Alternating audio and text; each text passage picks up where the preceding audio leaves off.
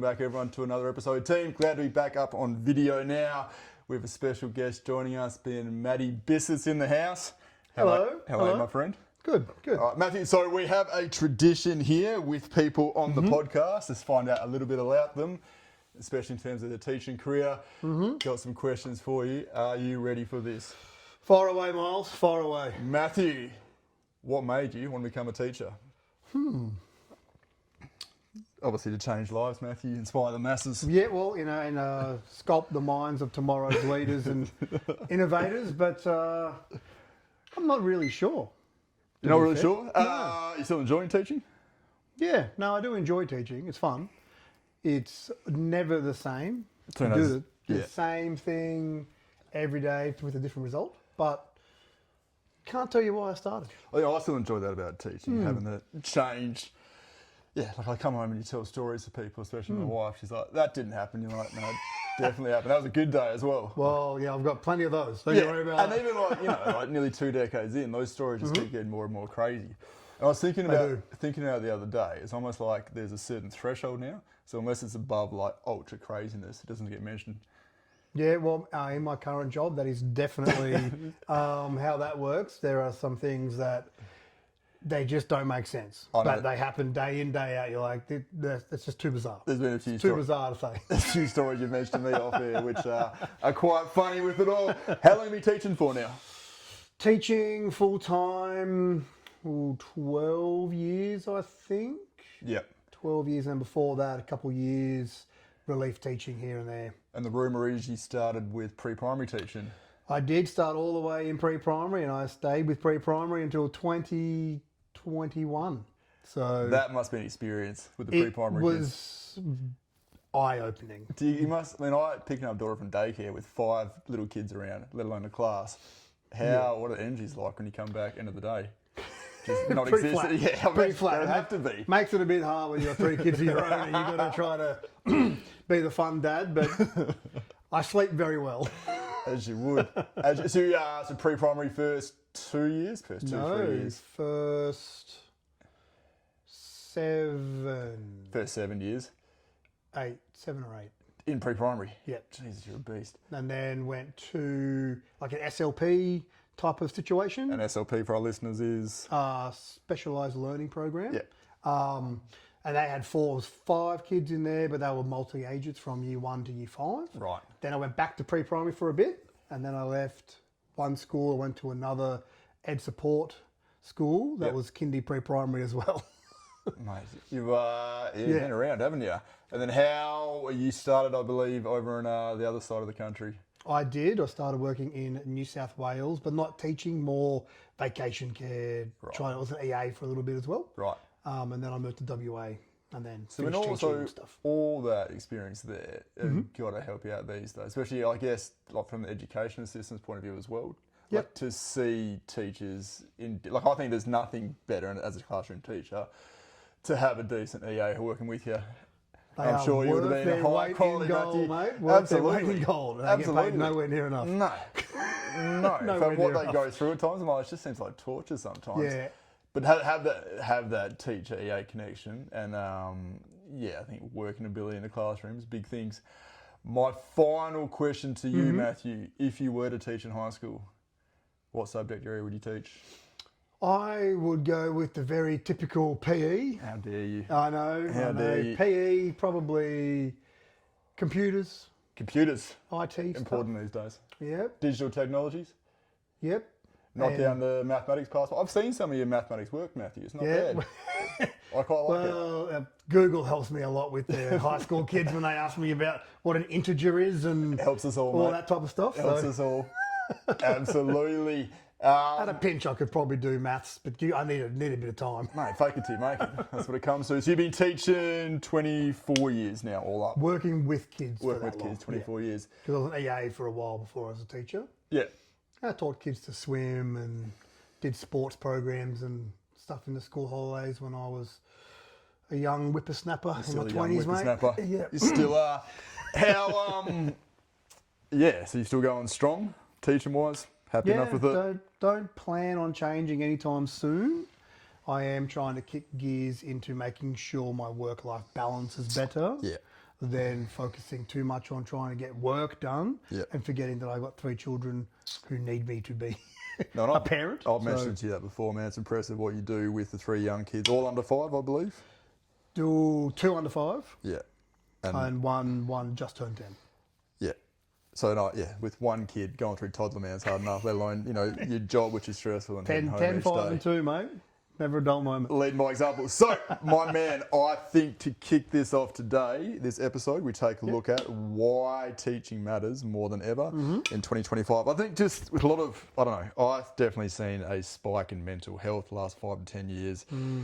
Bullying's a lot different these days. I think with this, back in our day, if things were said, there'd be different ways of dealing with it. Whereas these days, all the online component, I think it's just crazy. Well, even just the bullying aside, because of social media, like if someone picked on us in school, what are they going to do? Come and call our home and talk to our parents? Yeah, that's right. Yeah, with a dial on. It took a lot of time to abuse someone outside of school. Absolutely. But now kids wake up and there's 27,000 messages on 5 different apps. Yeah, and they've got 10 different, or whatever. They've got 1,000 different friends and they know 6 of them, whatever it is. Yeah. And I think sort of coming up with content creation and stuff like that, I just think the central role for the teachers getting more and more important. So I think we'll just sort of work through, start off looking at the context of the world at the moment with teaching, and then make our way from there. Get comfortable. Absolutely. Right. Just a comfy lounge, Miles. Word to the wise there. I've had many good folk fall asleep on that couch, mate. So just, I could imagine. Just make sure you tune in there. All right, so I think we look at the issues for teaching at the moment. I think the teaching shortages and the workload issues are a main one. I know definitely after COVID, different schools I worked at struggled to get teachers in. I think they still do. Yeah, to be fair. Combine it with the workload pressures as well. I mean, and relief teaching paying so well these days. It can feel that there's other options out there that probably weren't as sustainable as they were before. So I think and then I notice it in schools I've worked at, if there's a high rotation of teachers coming through the school, the kids are sort of aware of it and have different expectations. Yeah, it's when my current job, we focus a lot on making sure that things are predictable and,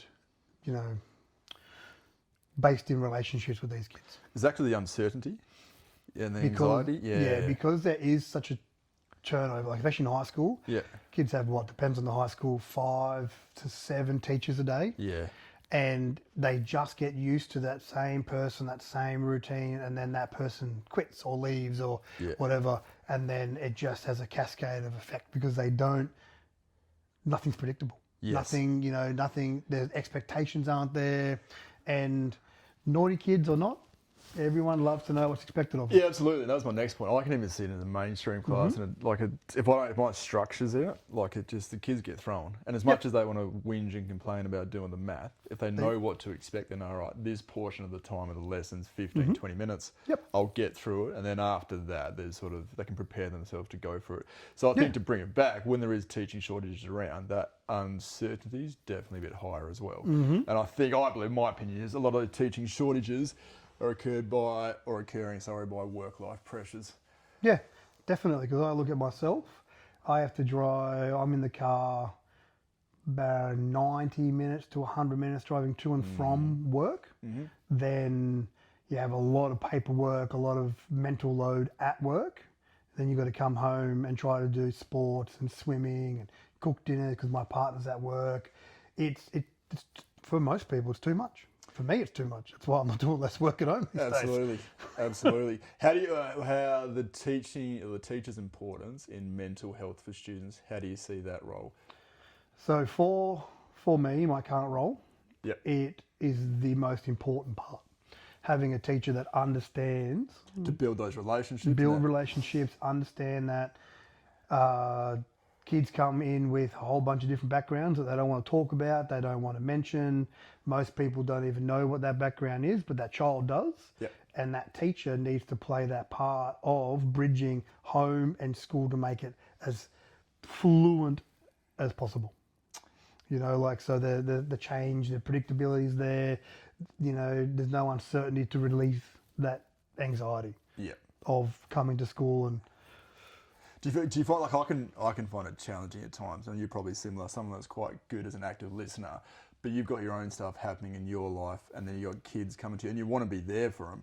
But I definitely feel as my life goes on and through this sort of new phase of parenting, my energy is more limited these days. So it might be you're possibly I find for the classroom environment as well, if you've got 20, 30 kids all coming in to tell you problems, I've got to be very careful where I put my energy these days. But then, like me, I started to feel guilty going, 10 years ago would have been different, would have given more of myself. But I've also experienced the other end where it's burnout and stuff like that. So I guess it is a fine line. Yeah, and the mental load of listening and solving other people, not even solving, just listening to people's problems, it takes its toll. You can only listen and deal with so much yourself before you need a break. And definitely now, the children coming in, or the young people, are definitely needing an adult to listen.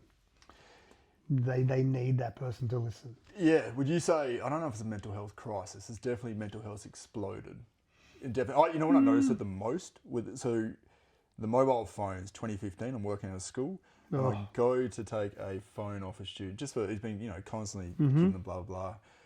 And then just the reaction, I went to give it off, it was almost like despair. This is the start of something. And even back then, I didn't know enough about it, but just the connection was unhealthy.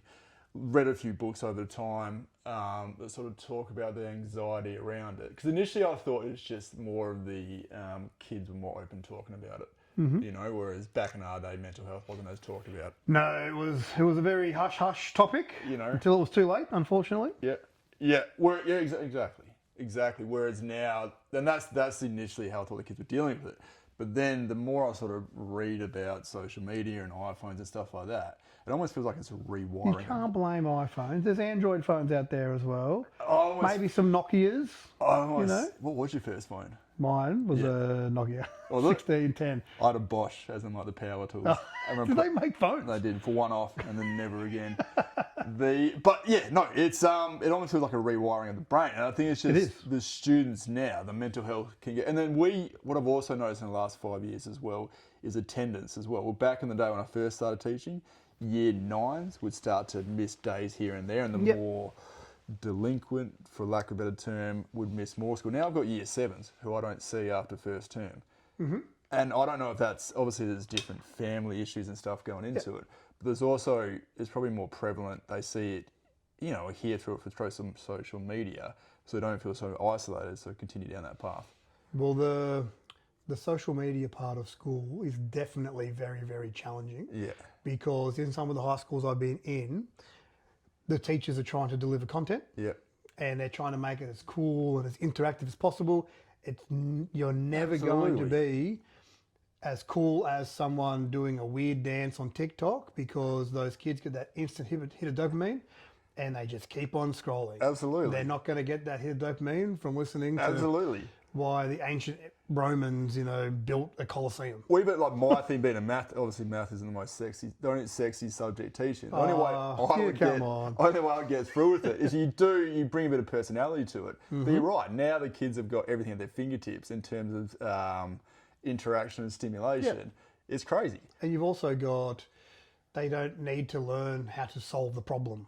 They have the device in their pocket that'll just give them the answer. That's massive, isn't it? And they don't need to worry about taking the steps, learning, solving a problem. They just go, boom, done.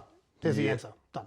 They don't need, there's no deep knowledge anymore. So do you link that into, with the lack of problem solving, kids are less likely to challenge themselves with the mental health? And they're also going to be less resilient because they expect everything done for them straight away. Yeah. And when it's not done for them straight away, they don't know what to do. Yeah, that's a good point. They struggle. They don't know how to sit and wait. They have no boredom tolerance. They have no anything. I was going to say, I think boredom's a big one, isn't it? And like the whole big thing me and my brothers growing up when we were young was just to go out on the road and throw a ball in a bucket and go climb a tree. Hopefully you don't fall out. And you learn to go, okay, so with those times that you were bored, you're like, all right, it's better than this. Whereas all the options out there these days, you've also got less parks for kids to go to because there's more houses.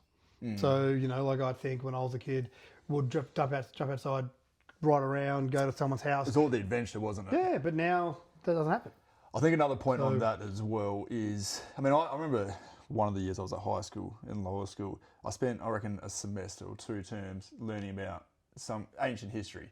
Whereas now you can do a 10-minute video. Like, I learned more of a 10-minute video YouTube than most of my schooling career and university career. Yeah. And like, as a teacher, like, I know a bit about stuff because I've been teaching long enough, but I can't compare with, the super programs out there. No, and also because everything's at their fingertips and because they're also involved in their phone, they haven't built any resilience, no boredom tolerance, none of that stuff, and their mental health is affected because they don't know how to deal with struggle. Yeah. Then in schools, kids have to struggle because they're learning a new content that they don't know. Yeah. So they don't want to feel uncomfortable. They don't know how to deal with that. So they don't turn up to school. Yeah. They get up and leave. Yeah. They act a fool because they're trying to be the class clown because they'd rather be seen as naughty than dumb. All that type of stuff, which is mental health wrapped in a little, negative behaviour because most of that's all anxiety based. Do you think, so probably the teachers more going towards the direction of providing that social and emotional well-being instead of just curriculum? I think the ones, this is going to sound really bad, the teachers that get a good connection, the teachers that have good days at school, the teachers that get the best results, it might not be academics, but the teachers that get the best progress out of their students, put relationships first and the students' mental health first. Yeah. They deliver what they need first before they teach content. And that's where, if you meet those basic needs, that Maslow's hierarchy of needs, if you meet those basic needs, kids want to learn anyway. Yeah. But they're not going to learn if they're hungry, they're tired, they're lonely, no one's going to listen to them. Yeah. They're not going to learn. So deal with that. Don't worry about it. Yeah, I think that saved me as a teacher in my early years, was building relationships first. And there was that old quote that's been floating around for ages saying that people, especially students, don't learn off teachers they don't like. And I found that you can be different over my time, having different teachers around me, different experience, especially math being so understaffed. I'll get teachers, not now, but teachers I work with different schools who aren't math trained but have good relationships with students and would almost teach math better than those math trained people. And obviously it's going to come down to different levels of experience and whatnot. But I think it definitely still stays true to me this day is relationships are key. And I think, in this day and age, it's getting more important with students. And when you take a child or a young person, depends on whatever year level they're in, and you meet their needs first, they're going to like you. They're going to trust you. They're going to listen to you. They're going to have a good relationship, good rapport with you. So when you tell them 5 + 5 is 10, done. You've only got to tell them once, maybe twice, because they like you, they listen to you, they're going to take everything in. If they don't like you, you can tell them 700 times and they might remember it just because it's in their head, just bombarded with it. So with this change we're looking at, I mean, what's the other side of the teacher side of it? What's the trade-off there? I mean, as mentioned earlier in the episode, it's definitely more of the taking of the invisible workload, so to speak. I think taking on more of the emotional responsibility. There's always been that old adage saying the teachers, your career counsellor, the teacher, the psychologist, the social worker, and that can get... But it's exhausting. It feels like it's a triage of stuff. Instead of being a specialist in one aspect, you're just doing everything at once.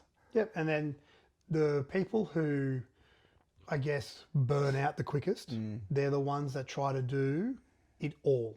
They try to have the best curriculum, the best planning, the best content delivery. They try to listen to all the problems. They try to make school-wide change whilst dealing with whatever issues they have. They might have their own issues. Yeah. Then they've got kids or, cousins. Do you reckon that's a competitive thing? Or do you reckon because teachers are good-natured by general, they'll take on more and more stuff? Depends. It depends on the person. So, and the longer someone's in the profession, the less likely they are to take stuff on. I agree. Because I find most of them are permanent. Yeah. So when you're when you've got a contract, you're going to do everything you can to keep it, to keep that job, and you're going to burn out. And exactly. And I think it's when you're experienced as well. I know I've been burnt in the past in my early years because I was doing everything for everyone. Yep. And you're like, well, I've been there and done that, and you can't. Yeah, it can leave a bit of taste in your mouth. And that then, if the teacher's the classroom thermometer, So if they're happy, calm, collected, the class will most likely be happy, calm, collected. Yep. If the teacher's up the front and they're stressed, they're frazzled because of whatever outside issues, you know, someone may have died or whatever, and they try to keep it together, Yep. the kids suffer and then the person suffers because they're trying to do everything still. Then everyone's mental health takes a hit for the day or the week. You know, Absolutely. like, just take time, take a day.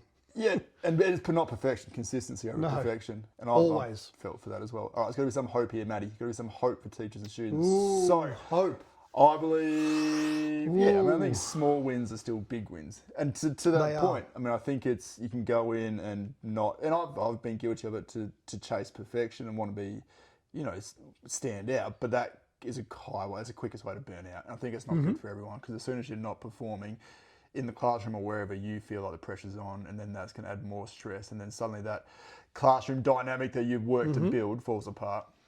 Some hope for teaching. Now, I think there is hope, Miles. You're full of hope, Matthew. I think there is hope. With the big push of work-life balance for staff, hopefully over time there's going to be less red tape, less paperwork expectations of teachers that are causing them to burn out. The red tape with paperwork is ridiculous. Doing so is going to make the teacher happy because they're doing less. They're going to have more time with their family, more time to go kayaking, whatever they like. Then they're going to be happier in the classroom.